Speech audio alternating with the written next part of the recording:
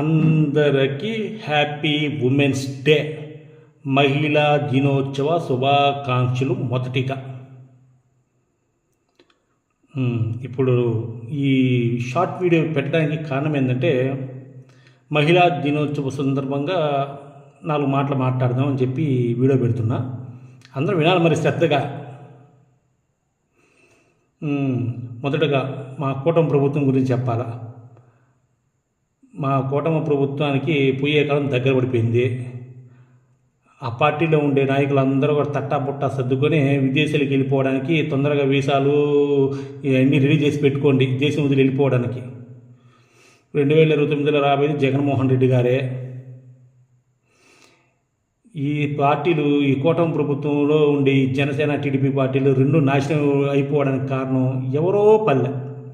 మా చంద్రబాబు గారు స్వయంకృత అపరాధాలు, మా పవన్ కళ్యాణ్ గారు స్వయంకృత అపరాధాలు.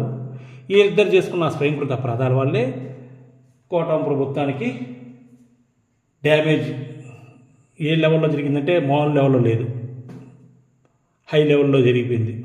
ఇంకా ఆ డ్యామేజ్ని భర్తీ చేయాలన్నా కూడా ఎన్ని జాకీలు పెట్టినా పైకి లెగదు. ఇంకా టీడీపీ కానీ జనసేన కానీ పడిపోయింది, మూల పడిపోయినాయి. ఇప్పుడు ఇంకెవరో టీడీపీని కానీ జనసేన కానీ నమ్మేవాడు ఒకడు లేడు. 2029లో రాబోయేది జగన్మోహన్ రెడ్డి గారే వస్తారు కన్ఫాము. జనాల్లో బాగా క్రేజ్ వచ్చేసింది ఇప్పటికే. తొందరలో ఆయన ప్రారంభం నడక యాత్ర మొదలు పెడుతున్నాడు, కాలినడక యాత్ర. ఎప్పటి నుంచో కరెక్ట్గా ఉగాది తర్వాత ఎప్పటి నుంచో, లేదా ఎప్పుడో కరెక్ట్గా ఐడియా లేదు నాకు. అక్టోబర్, నవంబరు ఆ టైంలో ఎప్పుడో ఉండొచ్చు అనుకుంటుండా. జనాలు ఈసారి పాదయాత్ర మొదలు పెట్టాడంటే ఇంకేలే, ఇంకా చంద్రబాబు గారు తట్టాపుట్ట ఎత్తుకొని ఈసారి వెళ్ళాల్సిందే ఎవరికో దగ్గరికి.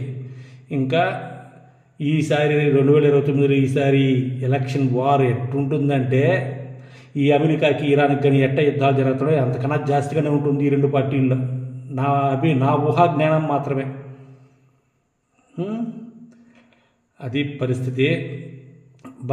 ఈసారి జగన్ పార్టీలో ఉన్నారు కోడాలి నాని అన్న, రోజక్క, పేద నాని, వల్లభనేని వంశీ, ఇలా చెప్పుకుంటూ పోతే మహా ముదురు క్యాండిడేట్లు ఉన్నారు, సూపర్ క్యాండిడేట్లు.